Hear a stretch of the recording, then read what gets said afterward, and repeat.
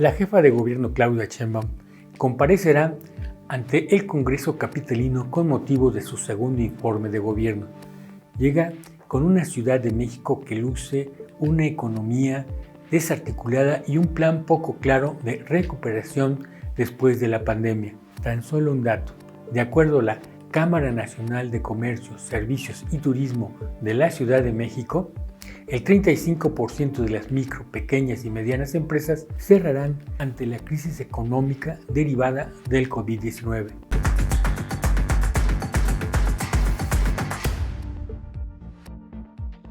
Artemisa Montes, especialista en negocios de la Universidad La Salle, asegura que el gobierno capitalino no tiene una estrategia que permita sostener cualquier recuperación económica que pudiera registrarse en la capital del país. La economía local en la Ciudad de México está totalmente desarticulada, está totalmente ignorada, no hay un programa real de economía en la Ciudad de México. Tenemos una Secretaría de Desarrollo Económico que podría hacer maravillas, que podría coordinarse con las alcaldías, que podría manejar todo esto. Tenemos tantos niveles de coordinación, de trabajo, tanto económico como de concertación política y de producción, que están totalmente desperdiciados. Nuestra ciudad está totalmente desarticulada. No podemos hablar siquiera de que tenemos un gobierno central, porque no lo tenemos. De acuerdo a datos oficiales, en la capital se perdieron 220,000 empleos formales y hay cerca de 85,000 establecimientos en peligro de quiebra, principalmente restaurantes, bares, centros de entretenimiento y gimnasios. En opinión de la experta, además el gobierno jugó con los semáforos naranja con alerta para lavarse las manos. Al no ofrecer las condiciones para guardar el confinamiento, le dice a la población que puede salir a trabajar bajo su propio riesgo. Tenemos un porcentaje muy grande, sobre todo en esta ciudad, de economía informal, y desafortunadamente para las personas que se encuentran en ese sector, pues muchos no pudieron ni siquiera darse lo que ahora llamamos el lujo de quedarse en casa. Entonces me parece que eso ha un poco enmascarado el impacto negativo de la pandemia en la economía de la Ciudad de México. Más de la mitad de los habitantes de la Ciudad de México laboran en la informalidad, lo que implica que no tengan derechos a la seguridad social, mientras que para el gobierno es una caída en los ingresos fiscales porque el trabajador informal no paga impuestos. Ejemplo de ello es la caída de los ingresos del primer semestre de 2020. El gobierno de la Ciudad de México dejó de recibir 11,000 millones de pesos, una caída del 8.9% en relación al año anterior, lo que se sumó a la tasa de crecimiento negativo con lo que se cerró en 2019. Abril llegó con la pandemia, con el confinamiento y la parálisis de la actividad, lo que se traducirá en el cierre del año con una caída de la economía del 6.8%. De los principales sectores afectados está el turismo. La reactivación de la construcción ha sido uno de los temas que ha destacado Claudia Sheinbaum, pero este sector ofrece salarios muy bajos y empleos temporales para la mayoría de sus trabajadores, lo que no ayuda a reactivar la economía. Y sí se necesitan recursos, por supuesto, del sector público para reactivar, pero también se necesita un compromiso muy fuerte del sector privado. ¿Por qué? Sobre todo para la preservación del empleo, porque si las personas no están trabajando cuando se reactive la economía, el consumo va a estar cancelado. El consumo no se ha perdido precisamente por estos dos sectores que podemos decir: el sector que opera en la economía informal y el sector que recibe los subsidios gubernamentales. Por eso yo hablaba de que en el momento en que se reactive la actividad, de que se reinicie la actividad en el sector formal al 100%, necesitamos que los trabajadores estén ahí para que puedan consumir, porque siempre tenemos esta doble calidad, ¿no? Trabajador-consumidor. Y cuando se pierde el empleo, se pierde la capacidad de consumo, de ahorro. Ante la crisis, la Coparmex de la Ciudad de México reclama incentivos fiscales para aquellos que han mantenido el empleo, particularmente para micros, pequeñas y medianas empresas que aportan casi el 70% de los empleos y el 52% del Producto Interno Bruto. Considerado también que la ciudad aporta 17% del Producto Interno Bruto Nacional.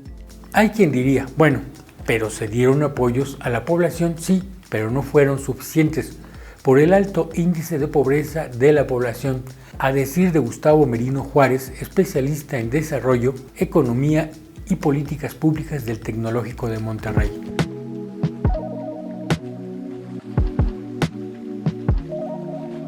Creo que una falla que ha habido muy clara en este caso federal y también en la Ciudad de México, que aún así reconozco que la Ciudad de México no se hizo más que el gobierno federal, es que no están dándose cuenta o no está reflejándose los apoyos quiénes son los más afectados por esto.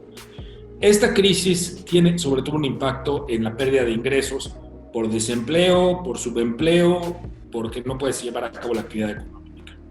Entonces, la atención debió ser sobre esos grupos. El economista Gustavo Merino sostiene que el gobierno no entendió que proteger al empleo no era proteger al empresario, sino a la empresa y sobre todo a los trabajadores. Además, el gobierno capitalino fue muy omiso en las recomendaciones a la población para enfrentar la pandemia.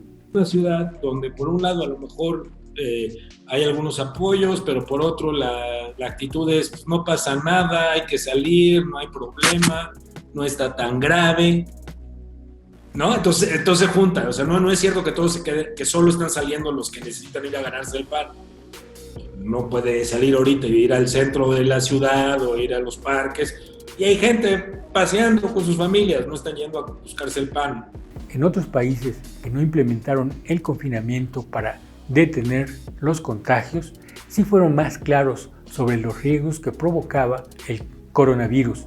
En la Ciudad de México tampoco se tomaron medidas como hacer obligatorio el uso del cubrebocas, ni hicieron suficientes pruebas que al final hubieran ayudado a minorar el impacto económico negativo. Para el economista, pese a que la Ciudad de México es la entidad con el mayor Producto Interno Bruto Nacional, con el 16%, ha tenido un crecimiento de 2.3% en los últimos 5 años, ubicándose en el lugar 14 a nivel nacional.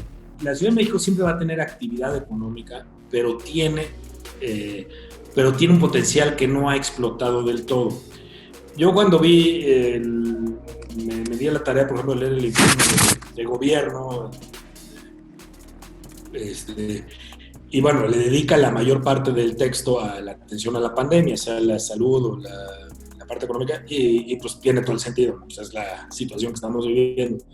Pero si luego vemos, por ejemplo, los ejes, ya con el resto del informe, pues la discusión de la pandemia, pues resulta que como que no veo una preocupación fuerte por el tema económico.